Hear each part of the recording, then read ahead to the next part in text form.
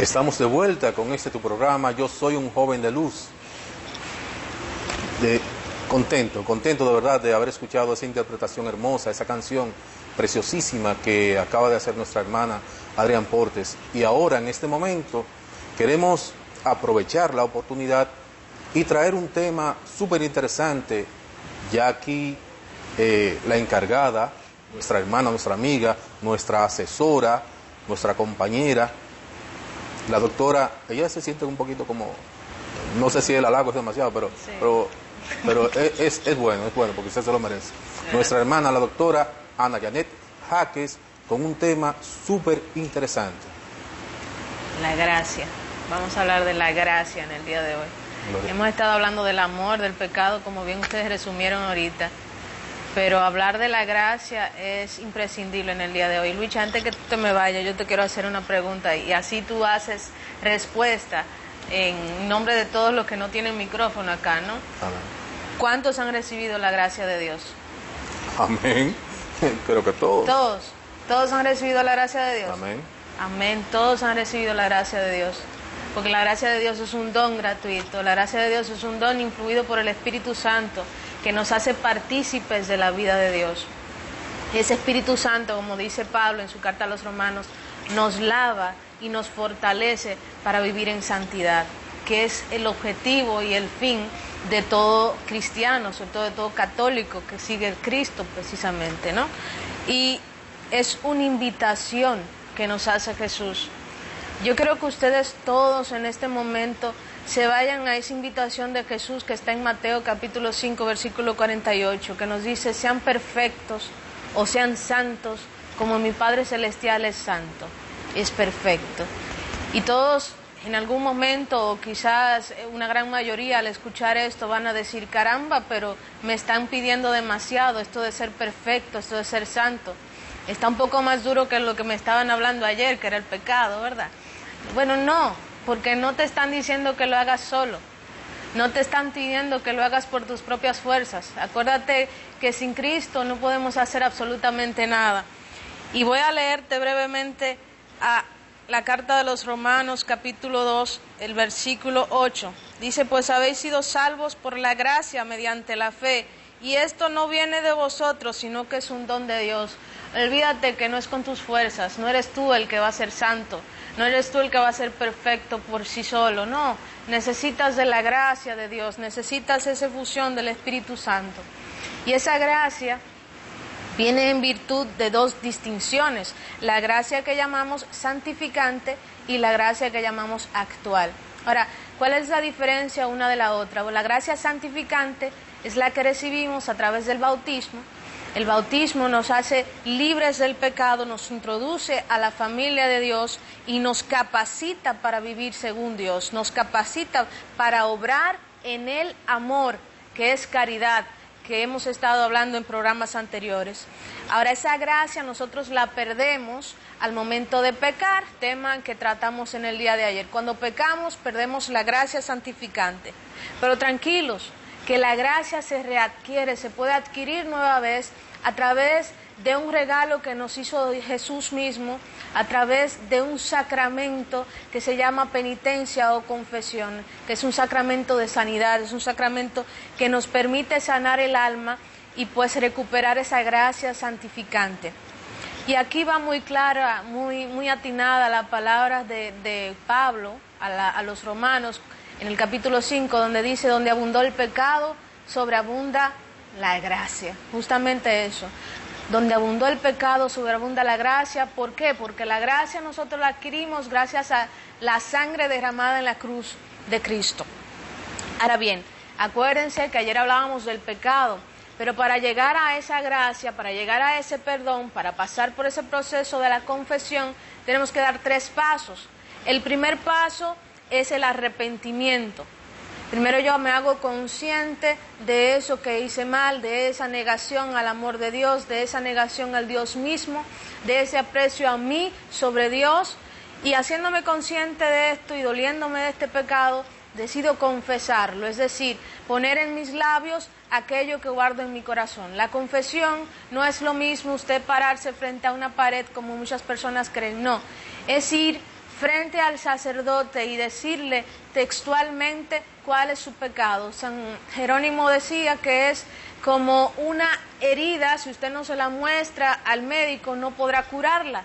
Entonces igual así, si usted no confiesa su pecado, el Señor no puede pues decirle, pues te perdono, aunque tú no tengas nada que ver con eso, aunque tú no tengas el coraje de decirme que te arrepientes de ello. No es lo mismo que usted vaya a la confesión y le diga, bueno, mire, yo cometí un pecado, yo dije una mentira, pero escondiste el pecado de la infidelidad, escondiste el otro pecado porque quieres parecer lo que no eres. Y acuérdate que Dios conoce el corazón del hombre. Por eso Pedro le dijo, Señor, tú lo sabes todo, tú sabes que te amo. El Señor sabe lo que hay en tu corazón, el Señor conoce tu interior. Ahora, después de este segundo paso, que es la confesión, pasamos al tercer paso, que es la satisfacción, lo que llamamos penitencia, la reparación del error. Así como el mismo Pedro, que negó a Jesús 3 veces, luego tiene que decirle a Jesús 3 veces justamente, sí Señor, te amo, sí Señor, te amo, así con el dolor en su alma. Tuvo que reparar ese error. Zaqueo, por ejemplo, luego de que recibe al Señor en su corazón, no solamente en su casa, sino sobre todo en su corazón, luego del arrepentimiento, satisface el mal, ¿cómo? Devolviendo aquello que había tomado injustamente a las personas. En definitiva, esa es la gracia santificante. Ahora, ¿cuál es la gracia actual? La gracia actual es esa intervención de Dios en nuestras vidas en los momentos específicos. Es decir, en ese momento de dolor, en ese momento de tentación, en esa enfermedad. Es esa gracia la que te permite a ti seguir adelante, fortalecerte, no caer ante la tentación. Es esa luz en medio de la oscuridad. Por eso es que la gracia está siempre dispuesta, siempre ahí para ti. Entonces, cuando tú estés en medio de una tentación, caramba, el hombre que se le presenta esta tentación de una joven ahí, ¿qué va a decir esa persona? Caramba, esto está difícil, pero recibe la gracia de Dios. ¿Cómo la recibes? A través de la oración, herramienta infinitamente poderosa. Y los sacramentos. La oración y los sacramentos son la fortaleza que te permiten a ti mantenerte firme. Así recibes la gracia de Dios. Los sacramentos son una forma de santificación, una herramienta de santificación que tenemos a través de la Iglesia. Dios da esta gracia, entonces, a través de su Santa Iglesia. ¿Y cuáles son los efectos, pues, de esta gracia? 2 efectos solamente vamos a hablar de Dios: la justificación y la santificación. ¿Qué es la justificación? Para ponerlo fácil, del pecado a la gracia. Recibimos el perdón de nuestros pecados por gracia, por la gracia de una sangre derramada en la cruz. Así es, eso es la justificación, así de sencillo, que perdemos a través del pecado, lo recibimos nuevamente a través de la penitencia. La recibimos durante el bautismo, pero lo podemos perder por un error cometido, por el pecado cometido, y recuperar a través del sacramento de la penitencia. Para aquellos que quieran leer un poquito más de esto de la justificación, pueden ir a la carta de Pablo a los Efesios, capítulo 2, versículos 4 hasta el 9, y van a entender un poquito más ahí esto de la justificación. Ahora, la santificación, que es definitivamente la meta de todo cristiano. Recuérdense, como Pablo decía a los Corintios, tienen que correr para triunfar, tienen que llegar a la meta, y la corona es una que no se marchita. Bueno, eso es justamente a lo que Pablo se está refiriendo, la santificación.